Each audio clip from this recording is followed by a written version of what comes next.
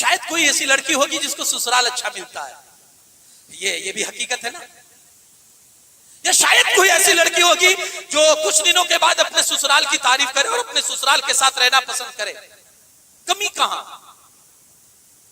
दिक्कत कहां, गलत कौन है? वो सास, उसका ससुर, उसके ननद, उसके देवर, गलत कौन है?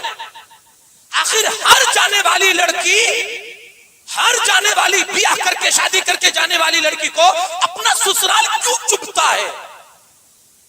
और इसका हल क्या है? इसी तरह का एक वाकया है कि एक बच्ची अपने मैके आती है, शादी हुई थी, कुछ महीनों के बाद अपने घर में वापस आई। माँ ने देखा कि थोड़ा चेहरा उतरा हुआ है और गमगीन लग रही है बेटी। माँ तो माँ होती है, बिन बताए भी कभी कभी समझ जाती है, उनको चेहरे भी पढ़ना आता है, क्योंकि 20 साल 21 साल माँ ने वो चेहरा पढ़ा होता है, बहुत नजदीक से पढ़ा होता है। माँ समझ जाती है, समझ गई कि बेटी को कोई टेंशन है, कोई दिक्कत है और ससुराल की कोई तकलीफ है, ऐसा महसूस हुआ। माँ ने पूछा, लेकिन बेटी ने दूसरे लोगों के सामने तो इग्नोर कर दिया और कहा कुछ नहीं, बस ऐसे ही माँ, वो थोड़ी तबीयत डिस्टर्ब है, इसलिए ऐसा हो सकता है कि आपको मेरे चेहरे पर ऐसी गमगीनी दिखे, वरना कोई मसला नहीं है। एक दिन माँ उसको अकेले में ले गई, बेटा बता तो सही क्या मसला है, परेशानी कोई ससुराल में? बेटा दिल खोल के बोल, तुझे जो तकलीफ है बोल, मैं हूं ना तेरी माँ, तेरे लिए सॉल्यूशन दूंगी, तुझे इलाज दूंगी, मसला क्या है? अब उसने अपनी भड़ास निकाली। मैं क्या बताऊं, जब से गई हूं सुकून का सांस नहीं है। ससुर जो है मेरे ससुरा, वो तो बड़े बेहतरीन है, इंसान है, बड़े नेक इंसान है, लेकिन सांस ने नाक में दम कर दिया। इतना टक टक है सांस का कि सांस नहीं लेने देती है।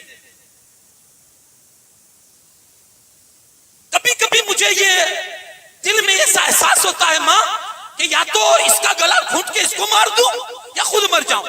इतना टेंशन देती है सांस, एक लम्हे सुकून नहीं देती है। तू ऐसी है, तू वैसी है, तेरा ये खाना ऐसा है, तेरा ये चीज ऐसी है। मां ने पूरी उसकी भड़ास सुनी, कहा बेटी और भी कुछ है? कहा नहीं। अब मां समझाने पर आई, बेटा देख, अगर तू मार देगी तो क्या होगा, जेल जाएगी, और खुद मर जाएगी तो उसमें तेरा क्या फायदा है? तो कहा मां मुझे कोई इलाज भी तो नहीं दिखता कि करूं क्या, थक गई हूं, आजिज़ आ चुकी हूं इसके रोज के टक टक से। आज यही तो समस्या है ना हर घर की। शायद बेटी की यही शिकायत होती है, जब वो अपने मैके में आती है हमेशा टक टक करती है, हमेशा टोक टोक करती है।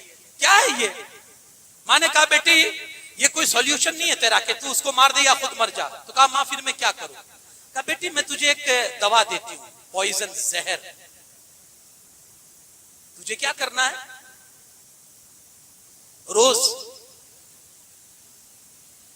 अपनी सास के खाने में थोड़ी थोड़ी मात्रा में ये जहर डालना है।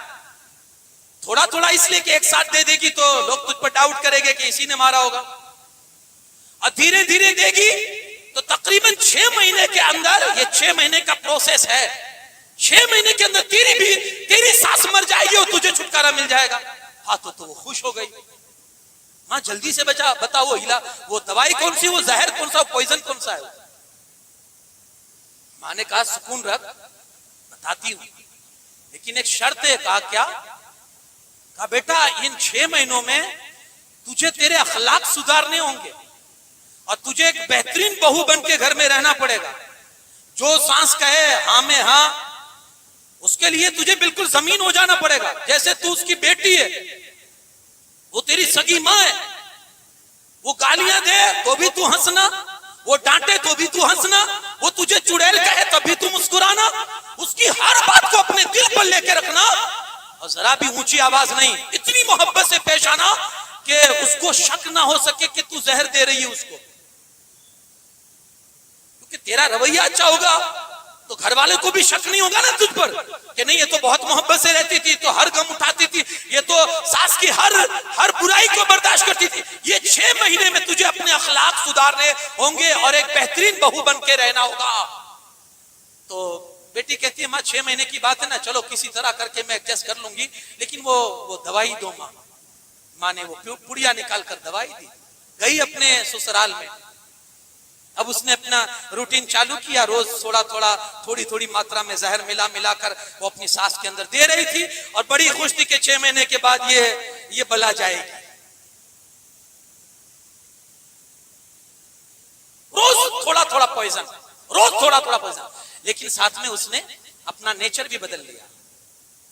अब संस्कारी बहू बन गई, संस्कारी बहू। जो सास कहती है हाँ, तो जब वो संस्कारी बनी ना तो इधर से इसकी सास का रवैया भी बदला।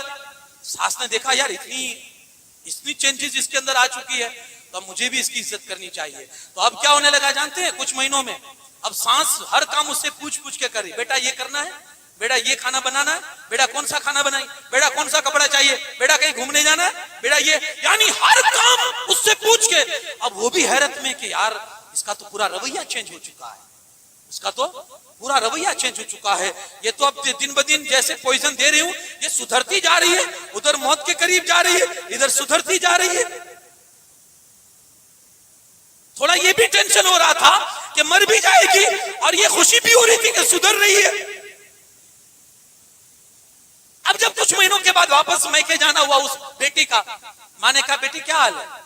कहा माँ मामला तो बड़ा परफेक्ट चल रहा है, और जैसा आपने कहा था उसी हिसाब से डोज मिल रहा है उनको, और मैं धीरे धीरे वो जहर भी पहुंचा रही हूँ, लेकिन माँ एक टेंशन आ गया। कहा क्या?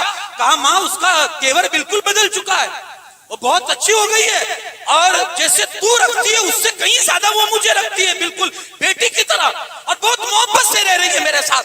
अब तो दिल ये कहता है कि वो 100 साल जिए,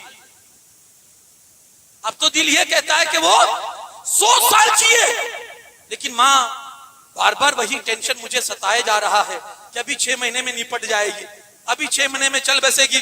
दवाई दी है जो मैंने जहर दिया है, काश में जहर ना देती तो अच्छा होता। माँ मुस्कुराने लगी, कहती है माँ बेटा मैं भी तेरी माँ हूं, वो कोई जहर नहीं था, वो सिर्फ शक्ति की दवा थी जो मैंने तेरी सास को देने के लिए दी थी। दरअसल बात ये थी बेटा, तूने अपना नेचर बदला, तेरे घर वालों का नेचर खुद ब खुद बदल गया। तूने अपने अखलाक चेंज किए, यानी सख्त तो तू थी, गलती तुझ में थी, और तू अपने ससुराल में गलतियां ढूंढनी थी, कभी सास में, कभी ननद में, कभी ससुर में, कभी देवर में, तू इनमें गलतियां ढूंढ रही थी। गलतियां खुद तुझ में थी, जब तेरी गलती सुधर गई सामने वालों की गलतियां भी सुधर गई। हम यही करते हैं ना।